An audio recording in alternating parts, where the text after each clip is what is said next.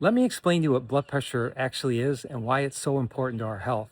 So, our body has a network of blood vessels called arteries and veins.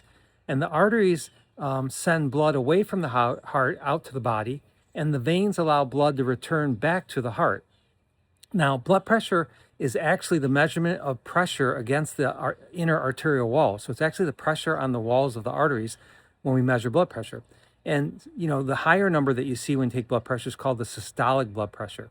And so that's the pressure on the inner walls of the arteries when the heart is actually contracting and pumping blood out to the body.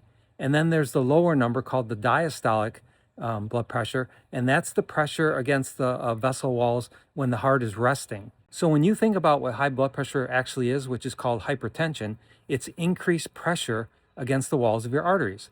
And the reason this can be bad for you is because high blood pressure against the walls of your arteries can injure the lining of the arteries. And when those artery walls get injured, then fats and cholesterol can collect on the inner walls, and that leads to narrowing of the blood vessels. In addition, when you have high blood pressure, the heart has to work harder to pump that blood out to the organs. So what does all this actually mean? Well, when you get narrowing of the blood vessels on a chronic basis, you get less blood flow to the body and the organs. And when you have high blood pressure that's undiagnosed and uncontrollable, this can lead to injury to the organs. Like, people can have heart attacks, and they can have strokes, and they can have kidney disease, and they can have loss of vision because all those organs are getting less blood flow. Unfortunately, up to half of the adult population in the United States has high blood pressure, and a majority of these people don't even know they have it. That's why hypertension is known as the silent killer.